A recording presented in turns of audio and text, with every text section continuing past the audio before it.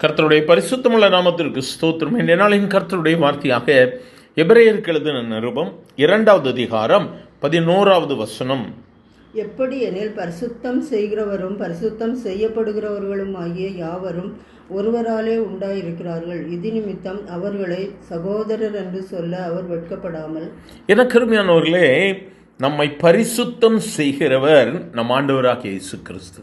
நாமே பரிசுத்தப்படுத்திக் கொள்ளவே முடியாது. உலக பிரகாரமாக பல இடங்களுக்கு சென்று பல காரியங்களை செய்து அல்ல பல தியாகங்களை செய்து நம்ம பரிசுத்தமாக்க முடியாது. It's all temporary. ஆனால் இயேசு நம்மை பரிசுத்தமாக்க முடியாது. ஏன்னா அவர் தான் தம்முடைய பரிசுத்தமுள்ள ரத்தத்தை கல்வாரி சிலுவையிலே சிந்தி இருக்கிறார். எவ்வளோ அருமையாக சொல்கிறார் பாருங்க.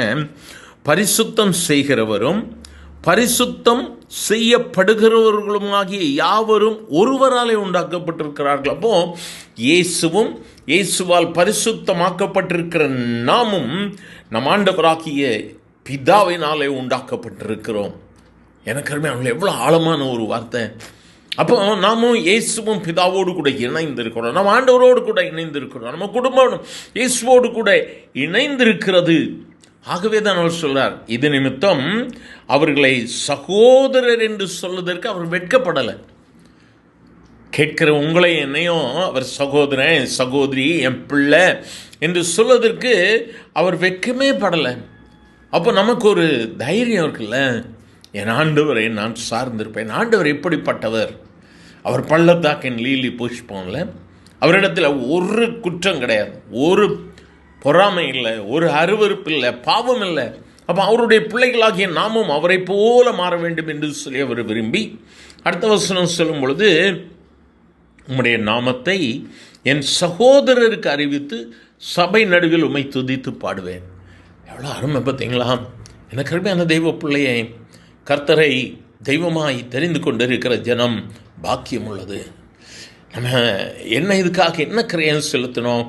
நமக்காக ஏசப்பா தான் அவருடைய ரத்தத்தை சிந்தினார்.